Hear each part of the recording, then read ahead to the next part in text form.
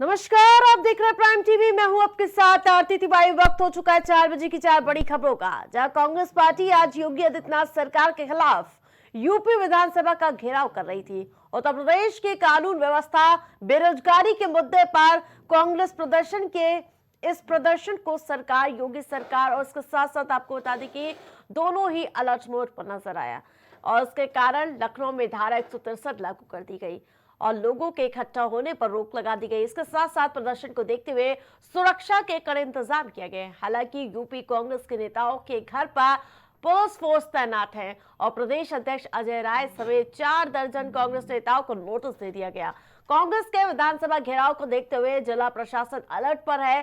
Congress party दफ्तर मार्ग पर डबल लेयर्ड बैरिकेडिंग की गई थी और साथ ही नाकाबंदी मजबूत करने के लिए बैरिकेडिंग के साथ सड़कों पर गड्ढा कर बल्लियां लगाई गई थी, लेकिन कांग्रेस कार्यकर्ताओं ने बैरिकेडिंग और बल्लियों को तोड़ दी थी। वहीं आपको 5 तस्वीरें आज की दिखा रहे हैं, जहां कांग्रेस पार्टी का हल्ला बोल देखने को मिला। कांग्रेसियों को रोकने की प्रशासन की पूरी तैयारी नजर आई और इसके साथ साथ जिलों में कार्यकर्ताओं का खूब प्रदर्शन देखने को मिला। कांग्रेस नेता हाउस अरेस्ट कर लिए गए।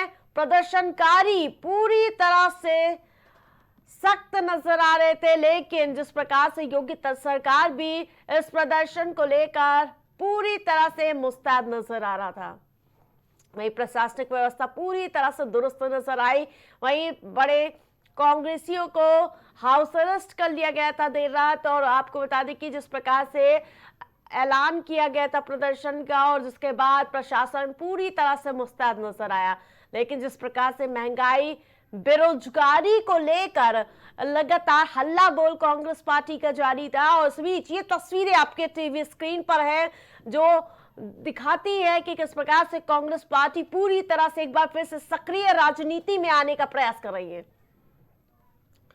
तो जिस प्रकार से एक तरफ कांग्रेस पार्टी हल्ला बोल नजर कर आ रही थी, तो दूसरी ओर डबल बैरिकेडिंग के जरिए इन्हें रोकने का प्रयास किया जा रहा था। टॉवल में बसते हैं, उनके पास कोई काम नहीं। अच्छा, एक और सवाल है,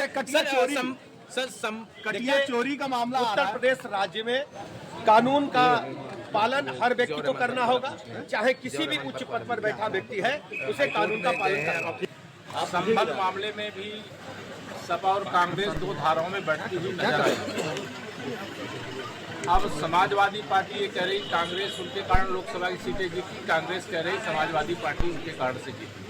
बसों से उतारा, गाड़ियों का टायर पंचर किया, रोक रहे हैं। उसके बाद भी हमारे बब्बर शेर कार्यकर्ता, हमारी बहनें, वो सब लोग यहाँ उपस्थित हैं और निश्चित तौर से सड़क उतरकर आम जनता की बात करेंगे और इस सरकार को जो आज ये कुंभकर्णी नींद में खुश हुई है, इसको जगाने का काम करेंगे। अरशद भाई कैमरा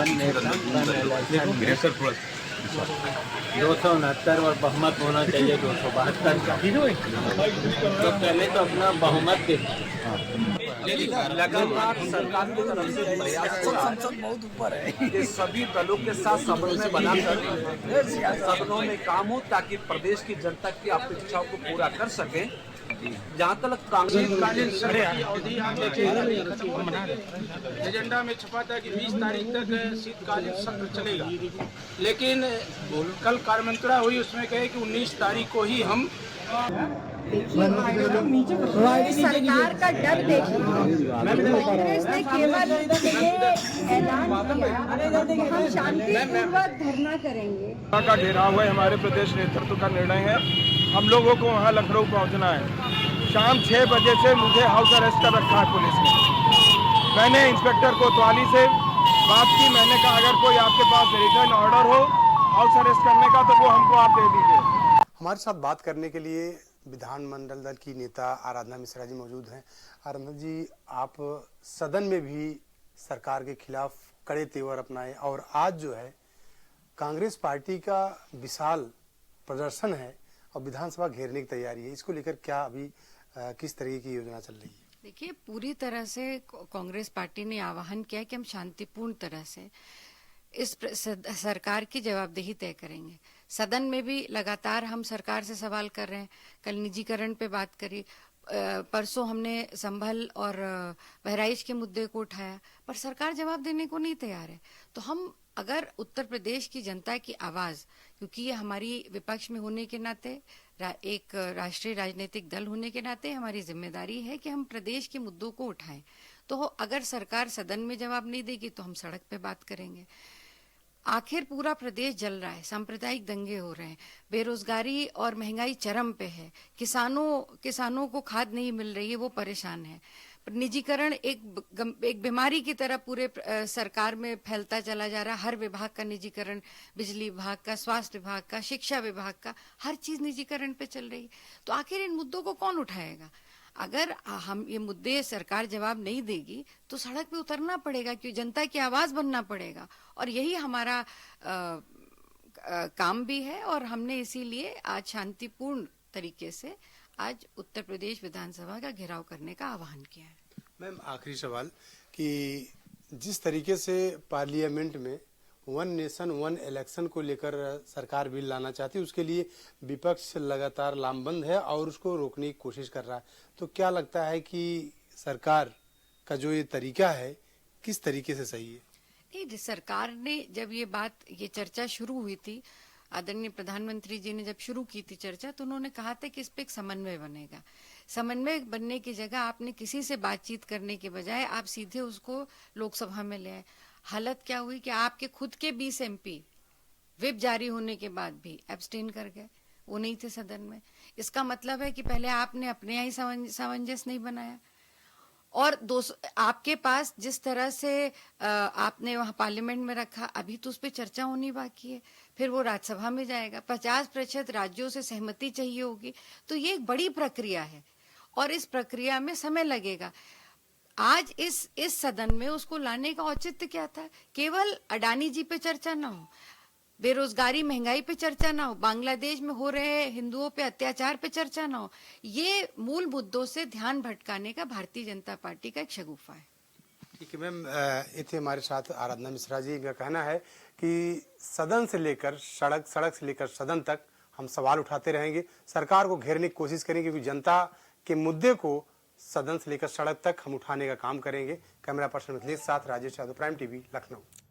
और ज्यादा अपडेट के साथ संवाददाता वैस हमारे साथ जुड़ चुके। वैस, जिस प्रकार से पूरी तरह से आज विधानसभा में हंगामा देखने को मिला, तो दूसरी ओर विपक्षी दल पूरी तरह से आक्रामक नजर आया।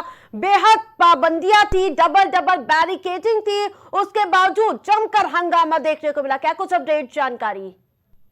देखिए, बिल्कुल आपको बता दें, जिस तरीके से सत्र था आज, उसके बाद भी जो कांग्रेस है, कांग्रेस के जो कार्यकर्ता है, उन लोगों में जो है आक्रोश भी देखने को मिला है, और तमाम जो उनकी मांगे उनको लेकर उन्होंने धरना प्रदर्शन भी किया है। तो इस तरीके से कहीं ना कहीं देखा जाए, बैरिकेडिंग की आपने बात करी, तो बैरिकेडिंग भी लगाई गई थी, और बैरिकेडिंग भी ऐसी बैरिकेडिंग कि अगर वो बैरिकेडिंग के ऊपर चढ़ने की कोशिश करते तो हो सकता है कि उनको काफी जोर दिया जाती, क्योंकि बैरिकेडिंग उठेली थी। और इस बैरिकेडिंग पे जो कांग्रेस कार्यकर्ता है, उन लोगों ने काफी जो है सवाल भी खड़े किए हैं कि आखिर क्यों ऐसी बैरिकेडिंग लगाई गई। और साफ तौर पर उन लोगों ने ये भी बताया कि अगर हमारा खून बहेगा तो इसकी जिम्मेदारी सरकार की होगी, कांग्रेस कार्यकर्ता और अजय राय जी का साफ तौर पे यही कहना था। बिल्कुल, कल से ही देखा जा रहा था कि बड़े बड़े दिग्गज नेताओं को हाउस अरेस्ट कर लिया गया था, जब धारा 163 लागू भी कर दी गई थी। और दूसरी ओर जहां आज जमकर प्रदर्शन देखने को मिला, कई लोगों को हिरासत में ले लिया गया। क्या कुछ पूरा घटनाक्रम देखने को मिला हुआ है? नहीं, देखिए, पूरा घटनाक्रम की हम बात करें तो सुबह से ही जो है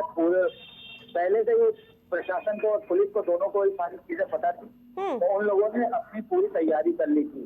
मैं आपको बताऊं कि विधानसभा से लेकर विधानसभा के आगे वाला चौराहा, उसके बाद मां जानकी वाला चौराहा, उससे पहले एक चौराहा और काशीराम द्वार के पास, और तमाम जो इसके सराउंडिंग विधानसभा के पूरे जो एरिया था, उसको बैरिकेडिंग और तमाम पुलिस फोर्स से उन लोगों ने नामी बना दिया था। महंगाई, बेरोजगारी समेत तमाम मुद्दे लेकर कांग्रेस पार्टी आज प्रदर्शन करने की तैयारी में थी, विधानसभा का घेराव करना था। क्या कुछ इसको लेकर जानकारी सामने आई? नहीं, देखिए, बिल्कुल महंगाई, बेरोजगारी और शिक्षा और तमाम जो कांग्रेस ने मुद्दे उठाए थे, और कांग्रेस का एक स्लोगन भी था कि जवाब देना होगा जनता को, सरकार को, जनता को जवाब देना होगा। तो ये स्लोगन भी तमाम तरीके के था। तो महंगाई, बेरोजगारी और तमाम जो शिक्षा है और तमाम जो स्वास्थ्य विभाग विश्वास है। और इसके अलावा जो है कांग्रेस ने इन मुद्दों को किसान का भी मुद्दा है, किसानों के मुद्दे को भी उठाया था। बिल्कुल बड़ी अपडेट जानकारी सामने आ रही है कि प्रदर्शनकारियों को इको गार्डन ले जाया गया है, इसको लेकर क्या कुछ जानकारी सामने आ रही है वैस? बिल्कुल बिल्कुल, देखिए आपको बता दें कि तमाम जो प्रदर्शनकारी थे, जो पहली बैरिकेडिंग तोड़ने के बाद दूसरी बैरिकेडिंग पे उन लोगों को रोक दिया गया था। तो दूसरी बैरिकेडिंग को जिसने जिसने तोड़ने की कोशिश की है, उनको सबको पुलिस ने वहीं से पकड़कर बस में डाल दिया था। बस में डालने के बाद जो तमाम जो कांग्रेस के कार्यकर्ता थे, तमाम जो वहाँ पे जो प्रदर्शनकारी थे, उन लोगों को वहाँ से इको गार्डन भेज दिया गया था। जिस प्रकार से अब ये कार्रवाई के बाद अब विपक्ष एक बार फिर से हमलावर नजर आ रहा है, क्या समाजवादी पार्टी इस पर क्या प्रतिक्रिया दे रही है? इस पर समाजवादी पार्टी देखिए तमाम तरीके के सवाल उठा रही है। समाजवादी पार्टी भी साफ तौर पे इस बात को उठा रही है। समाजवादी पार्टी भी कह रही है, वहाँ पे मुद्दे तो कई एक उठा रहे थे, नारे कई एक लग रहे थे, लेकिन हाँ, समाजवादी पार्टी का भी साफ तौर पे यही कहना है कि जो सरकार है वो स्वास्थ्य, शिक्षा, बेरोजगारी, महंगाई से हटकर बात कर रही है और सरकार ने जो है दूसरी चीजों में उलझा दिया है। बिल्कुल वैस, नजर बनाए रखिए। तमाम अपडेट के लिए धन्यवाद आपका।